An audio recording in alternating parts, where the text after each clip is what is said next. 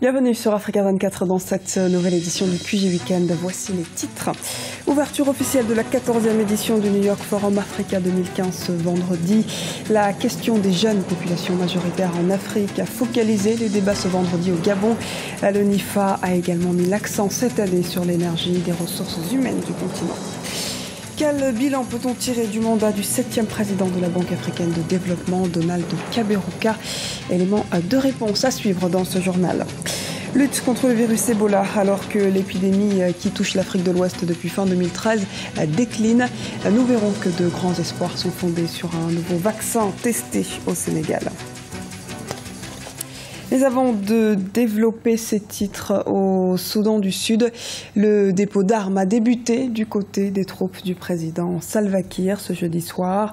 Le chef de l'État a ordonné par décret l'application du cessez-le-feu 48 heures avant la limite stipulée dans l'accord de paix.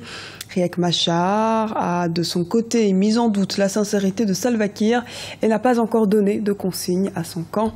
Rappelons qu'en 20 mois de guerre civile, pas moins de 7 cessez-le-feu ont été prononcés entre les deux camps.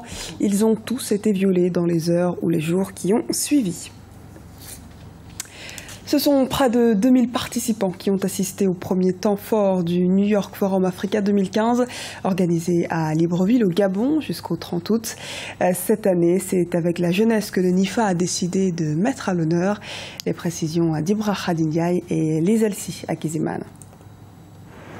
Libreville, la capitale gabonaise, accueille le New York Forum Africa 2015.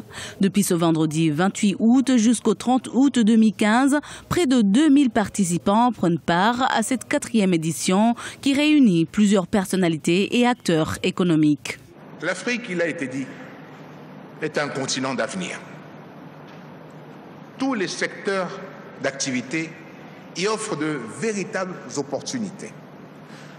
Nous devons de les saisir afin de développer de nouvelles filières, de créer plus d'emplois et de créer de futurs champions. Nous devons réinventer notre approche dans tous les domaines, qu'il s'agisse des transports, des énergies renouvelables, de la culture, de l'innovation, du numérique, de l'agriculture. Nous pouvons et nous devons tout réinventer, y compris dans le système d'éducation et de formation professionnelle. C'est dans ce sens qu'au Gabon, nous continuons à investir dans des secteurs diversifiés et porteurs de croissance, et ce malgré la crise du pétrole. Nous voulons à cet égard remercier tous ceux qui croient en nous et qui nous accompagnent dans ce formidable challenge de la diversification. Initialement prévu du 29 au 31 mai 2015, ce grand rassemblement économique panafricain reste une plateforme d'affaires. Cette année, le thème principal est investir dans l'énergie du continent. L'affaiblissement de l'économie mondiale conduira à un affaiblissement peut-être des prix des matières premières pendant quelques temps, mais la dynamique est engagée. Les pays africains sont mieux gérés. Je pense également que la jeunesse africaine est un atout considérable et qu'elle se transforme rapidement, comme la Chine, comme l'Inde, il y a 20 ans, et que tout ceci contribuera à faire en sorte qu'il y aura une meilleure efficacité de nos économies. Le New York Forum Africa 2015 se déroule sous le haut patronage du président de la République gabonaise, Ali Bongo Ondimba. Tout au long de ce forum, plusieurs tables rondes seront organisées. Cette année, la grande nouveauté est la mise en place de nouveaux marketplaces, lieux de rencontres traditionnels et virtuels permettant aux participants de fixer des rendez-vous individuels avec les parties prenantes gabonaises et les entreprises internationales. Présidence de la Banque africaine de développement, Donald Kaberuka, président de la BAD, quittera la tête de l'institution financière panafricaine le 1er septembre. Son successeur, Akinwumi Adesina, devra poursuivre le travail d'un bilan jugé positif. On fait le point avec Ibra Khadindiaï. Le président de la BAD, la Banque africaine de développement, Donald Kaberuka, passera le flambeau ce 1er septembre 2015 à son successeur, le Nigérian Akinwumi Adesina, élu en mai 2015. Depuis son arrivée à la tête de l'institution, le Rwandais a su redonner toute sa crédibilité à une banque en perte de vitesse. Une banque qui sera devenue en quelques années un partenaire de premier plan, notamment dans le domaine des infrastructures. Sous sa présidence, la BAD a financé de 2005 à 2015 pour plus de 3 milliards de dollars, quelques 60 projets d'une valeur de 32 milliards de dollars. Nous avons convenu que le déficit d'investissement dans les infrastructures ne peut empêcher l'Afrique d'atteindre ses objectifs de développement. Le temps de l'innovation est venu. Le temps de la mobilisation des grandes ressources internes est venu. L'idée que les États africains doivent financer eux-mêmes leur propre développement, notamment les infrastructures, est une question partagée par nous tous.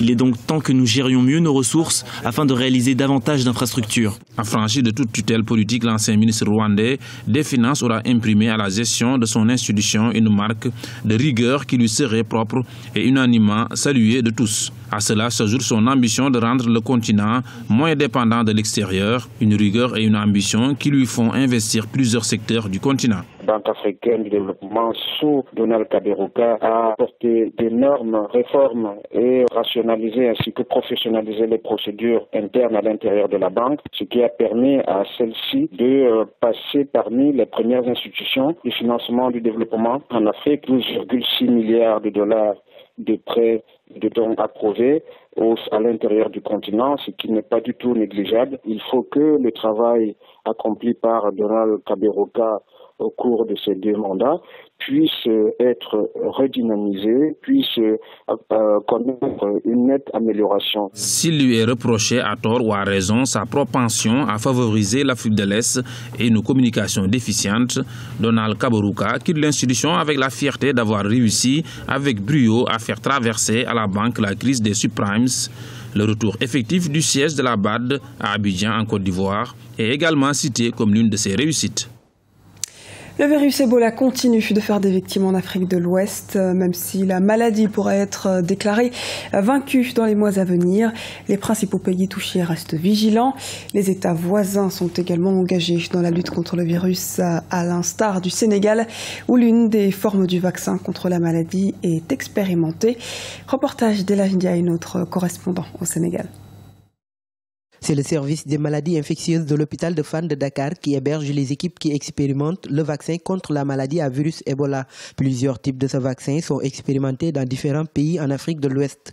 Mais au Sénégal, c'est le vaccin GSK qui est testé par les acteurs depuis 2 mois. L'objectif est de voir l'innocuité, mais aussi la capacité du vaccin à faire produire par l'organisme humain des anticorps susceptibles de le protéger contre le virus Ebola. C'est un vaccin dit recombinant. C'est presque le même processus, le même procédé qui est utilisé dans le cas du vaccin VSV qui a été testé récemment en Guinée avec succès.